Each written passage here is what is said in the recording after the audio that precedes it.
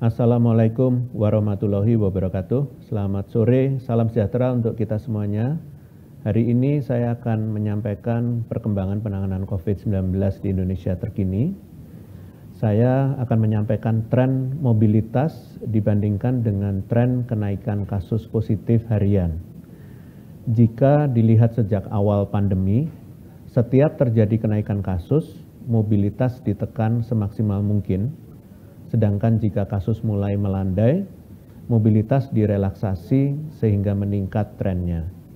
Mobilitas yang meningkat ini biasanya diikuti dengan kenaikan kasus kembali. Namun, saat ini mobilitas di Indonesia, khususnya pada sektor retail dan rekreasi, terus menunjukkan kenaikan sejak bulan Maret lalu hingga sekarang. Dan kenaikan ini tidak diikuti dengan kenaikan kasus positif.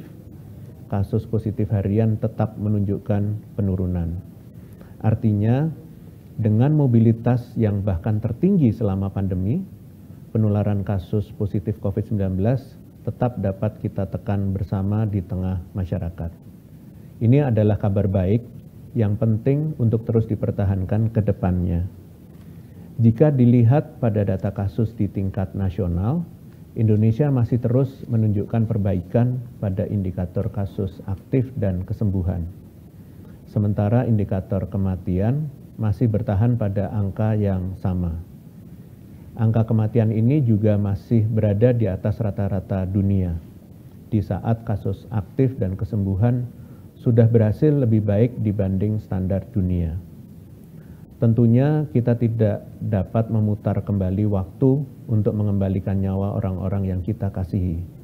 Namun, kita masih bisa mencegah agar penularan tidak terjadi sama sekali dan kematian dapat dihindari melalui kesadaran kita untuk menjalankan protokol kesehatan dan testing. Selanjutnya, data detail masing-masing indikator adalah sebagai berikut.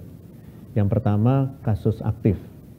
Kasus aktif pada tingkat nasional tetap menunjukkan tren penurunan yang baik menjadi 0,08% pada pekan terakhir, di mana angka ini lebih rendah sekitar 4% di bawah rata-rata kasus dunia.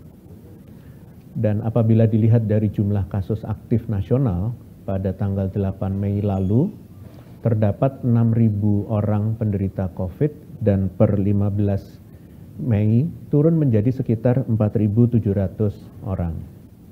Kedua, tentang kematian. Baik persentase maupun jumlah kematian di Indonesia cenderung tetap dibandingkan pekan sebelumnya, yaitu 2,59%, sementara jumlah orang meninggal rata-rata 3 bulan terakhir mengalami penurunan dan saat ini rata-rata di angka 13 kasus. Yang ketiga, kesembuhan. Dibanding pekan lalu, telah terjadi peningkatan jumlah orang sembuh pada level nasional di minggu ini, dan terdapat sekitar 3.600 orang sembuh dengan persentase kesembuhan sebesar 97,34%. Jika dibandingkan dengan dunia, persentase kesembuhan Indonesia masih bertahan sekitar 3% di atas rata-rata dunia. Jika melihat lebih detail pada kasus aktif di tingkat provinsi, saat ini terdapat 18 provinsi yang menunjukkan penurunan kasus. Penurunan kasus aktif ini menunjukkan sudah semakin rendahnya potensi penularan di tengah masyarakat, yang didukung pula dengan penanganan pasien COVID-19 yang baik, sehingga orang yang tertular dapat segera sembuh. Sayangnya, masih ada 16 provinsi lainnya yang menunjukkan kenaikan kasus aktif. Jika dibandingkan, provinsi yang mengalami kenaikan kasus pada pekan ini lebih banyak dibandingkan pekan lalu, yang hanya terdiri dari 6 provinsi. Provinsi yang baru pekan ini mengalami kenaikan kasus aktif, sebagian merupakan provinsi tujuan dan atau asal pemudik. Beberapa provinsi yang menjadi 3 terbesar tujuan dan asal pemudik di antara ke-16 provinsi tersebut adalah DKI Jakarta, Banten, dan Jawa Timur. Kabar baiknya, kenaikan yang saat ini teramati pada provinsi-provinsi tersebut belum merupakan lonjakan kasus yang signifikan.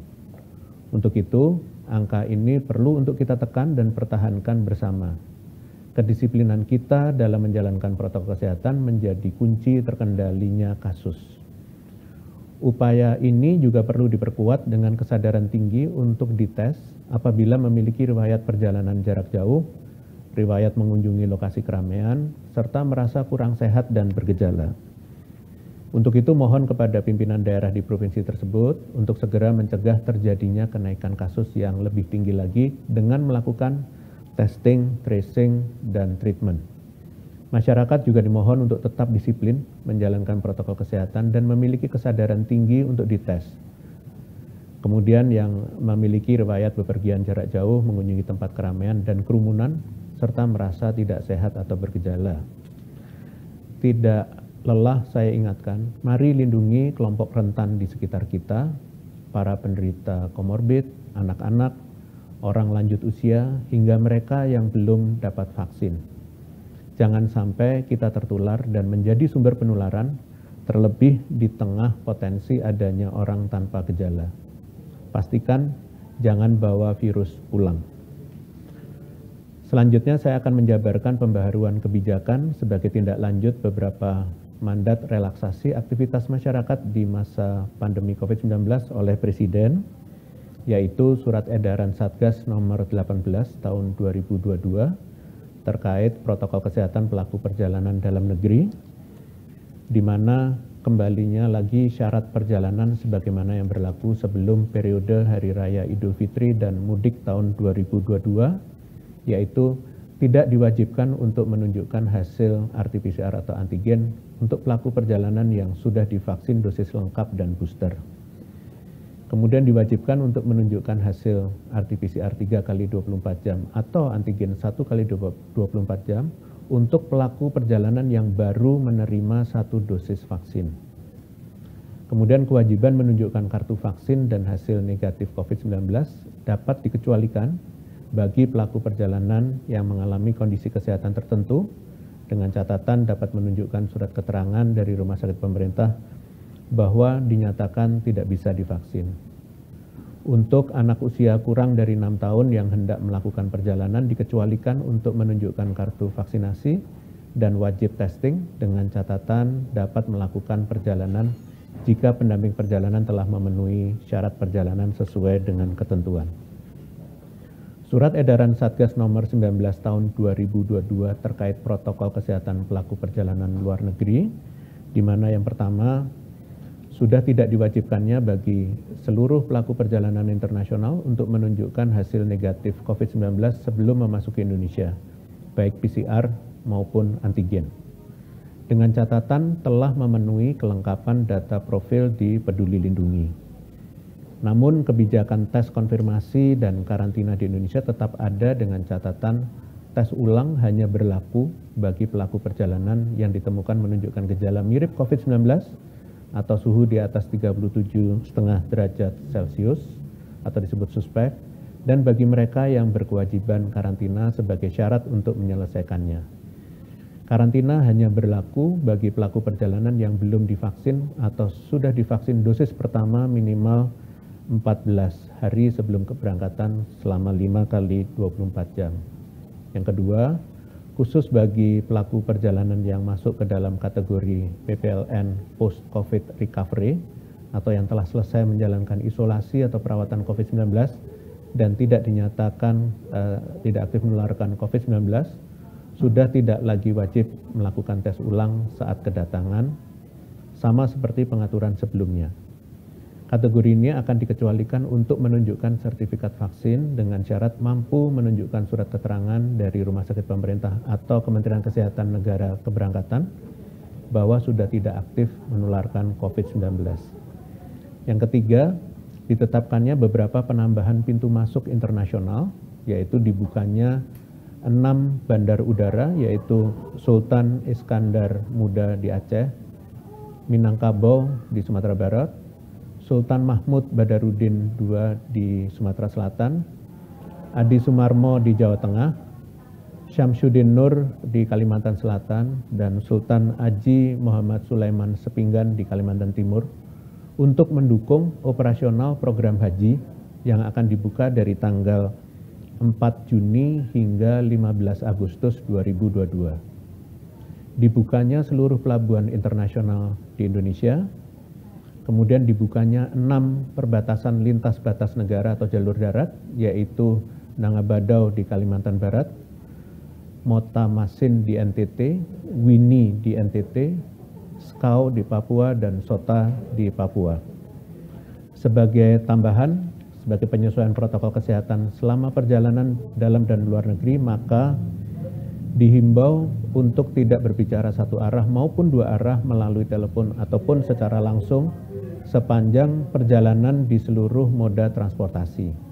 Hal ini mengingat dengan adanya relaksasi, maka penjarakan sebagai bagian dari protokol kesehatan akan semakin terkompromi, sehingga diperlukan upaya menghindari potensi penularan semaksimal mungkin, termasuk yaitu tidak berbicara untuk meminimalisir droplets di tempat tertutup seperti di moda transportasi. Walau saat ini pemerintah gencar melakukan relaksasi, namun prinsip kehati-hatian akan tetap diperhatikan. Kami mohon masyarakat untuk dapat amanah menjalankannya dan senantiasa tetap waspada, siaga, dan adaptif dengan berbagai perubahan yang ada ke depannya. Pandemi COVID-19 banyak mengajarkan pembelajaran, termasuk untuk melakukan pencegahan sedini mungkin, agar kerugian akibat bencana atau kedaruratan dapat ditanggulangi semaksimal mungkin. Untuk itu, di saat yang sama, kita pun harus bersiap menghadapi ancaman kesehatan lainnya. Pada prinsipnya, untuk menyelamatkan banyak jiwa, maka diperlukan investasi yang besar terhadap sektor kesehatan dan sistem pendukungnya, termasuk membudayakan perilaku bersih dan sehat di setiap sendi kehidupan. Sebagai penutup, saya akan menyampaikan update penanganan COVID-19 lainnya. Sebagai tindak lanjut arahan Presiden Joko Widodo, pemerintah selalu melakukan monitoring kondisi kasus COVID-19 dan saat ini terus terkendali, bahkan pasca libur Lebaran 2022. Selain itu, dengan berkaca pada berbagai penanganan pandemi di negara-negara lainnya, maka Indonesia perlahan mulai melakukan relaksasi kebijakan dengan memutuskan pelonggaran penggunaan masker di area terbuka yang tidak padat orang. Selama lebih dari 2 tahun kita telah membiasakan diri dengan terus menerapkan protokol kesehatan, maka diharapkan masyarakat sebisa mungkin dapat mempertahankan kebiasaan positif tersebut demi melindungi diri sendiri dan orang lain di masa pandemi COVID-19 ini. Tetaplah waspada dan siaga di setiap situasi dan kondisi selama beraktivitas, baik di dalam atau di luar ruangan. Kemudian sebagai upaya mencegah dan menguatkan ketahanan Indonesia dalam menghadapi ancaman penyakit lainnya yang saat ini sudah mulai terjadi, seperti kejadian hepatitis dan wabah penyakit mulut dan kuku pada ternak, Indonesia melalui kegiatan G20 telah merumuskan beberapa tahapan diskusi dalam side event One Health. One Health dianggap menjadi solusi terbaik mengingat berbagai masalah yang muncul belakangan ini diyakini memiliki keterkaitan antara kesehatan masyarakat, kesehatan hewan, serta lingkungan, dan hanya dapat diselesaikan pula dengan koordinasi, komunikasi, dan kolaborasi lintas sektor tersebut. Terakhir, pemerintah Indonesia siap menyelenggarakan Global Platform for Disaster Risk Reduction atau GPDRR yang ke-7 dengan tema Risk to Resilience. GPDRR merupakan pertemuan internasional PBB sebagai wadah bertukar pengetahuan dan berdiskusi terkait perkembangan penanggulangan risiko bencana, baik alam maupun non-alam. Rangkaian acara ini akan dilaksanakan pada tanggal 23 sampai dengan 28 Mei 2022 di Nusa Dua, Bali. Dan sebagai tuan rumah GPDRR, Indonesia patut berbangga karena menjadi tempat terlaksananya perhelatan internasional pertama di tahun 2022 ini yang akan dihadiri oleh lebih dari 4.000 peserta dan dari 163 negara di masa pandemi COVID-19 berlangsung. Kita berharap kegiatan ini akan berjalan dengan lancar dan baik sesuai dengan protokol kesehatan yang telah disepakati bersama PBB. Sekian konferensi pers hari ini, saya lanjutkan dengan sesi tanya jawab media. Terima kasih. Terima kasih Prof. Selanjutnya pertanyaan pertama dari theomedcom.id. Bagaimana evaluasi Satgas soal pandemi COVID-19 usai Idul Fitri? Apakah sudah bisa dipastikan kasus COVID-19 terkendali atau masih harus menunggu beberapa hari lagi? Dan apakah Indonesia akan memasuki transisi menuju endemi bila kasus COVID-19 terkendali setelah Idul Fitri? Terima kasih. Baik, terima kasih medcom.id. Sebagaimana yang saya jabarkan sebelumnya bahwa tidak terjadi kenaikan kasus yang signifikan sampai saat ini pasca hari libur nasional dan cuti bersama Hari Raya Idul Fitri 1443 Hijriah, yaitu sejak tanggal 29 April sampai dengan 8 Mei 2022. Saya apresiasi pencapaian ini sebagai hasil kerja keras dan kerjasama antara seluruh elemen baik di masyarakat maupun aparat di lapangan. Walau hasilnya cukup baik, namun pemerintah saat ini masih terus memperhatikan dinamika kasus COVID-19 sebagai bentuk kehati-hatian dan dimohon agar masyarakat tetap memperhatikan kebijakan pengendalian COVID-19 yang berlaku. Terima kasih. Baik, pertanyaan kedua dari fitriliputan6.com dan fatberita1.com. Pada masa transisi endemi sekarang ini, ada pandangan bahwa PPKM sudah tidak relevan, diberlakukan dan tidak perlu diperpanjang. Bagaimana tanggapan Satgas mengenai hal tersebut? Baik, terima kasih liputan6.com dan berita1.com. Prinsipnya PPKM bukan hanya kegiatan untuk membatasi saja karena terdapat beberapa level daerah di mana pengaturannya pun beragam dari mulai pembatasan ketat sampai dengan pelonggaran aktivitas masyarakat. PPKM adalah salah satu cerminan kesiapsiagaan Indonesia jika sewaktu-waktu kembali lagi terjadi kondisi kedaruratan. Jadi, PPKM bukan hanya untuk mengendalikan, namun juga mempertahankan kondisi kasus yang sudah terkendali untuk tetap konsisten. Sebagai instrumen pengendalian COVID-19, Presiden Joko Widodo juga menyampaikan kebijakan PPKM akan terus diberlakukan sampai COVID-19 dapat dikendalikan sepenuhnya. Hal ini bertujuan memastikan keselamatan untuk kita semua. Pemerintah akan memberikan informasi secara aktual jika nantinya akan ada perubahan implementasi kebijakan. Terima kasih. Terima kasih Prof. Pertanyaan terakhir dari fatberita1.com. Apakah aturan perjalanan terbaru akan berlaku selamanya atau hanya periode tertentu? Dan apakah pemberlakuannya disamaratakan di semua daerah untuk semua level PPKM terkait COVID-19? Terima kasih. Terima kasih berita1.com. Sebagaimana semua kebijakan pengendalian COVID-19 akan adaptif sesuai dengan situasi dan kondisi terkini.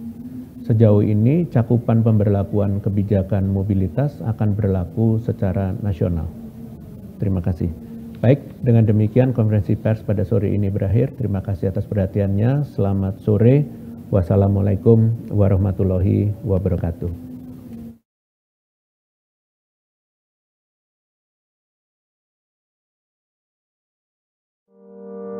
Pandemi hanya akan pergi bila kita saling peduli. Sebab bila tidak, gelombang baru datang dan pergi. Berani mengingatkan orang lain untuk lindungi diri, saling jaga, mau menerima dan rela memberi. Kencangkan lagi maskermu. Kurangi mobilitas dan hanya untuk yang perlu. Rutin olahraga dan vaksinasi lengkap demi imunitasmu. Kita percaya, kita pasti bisa.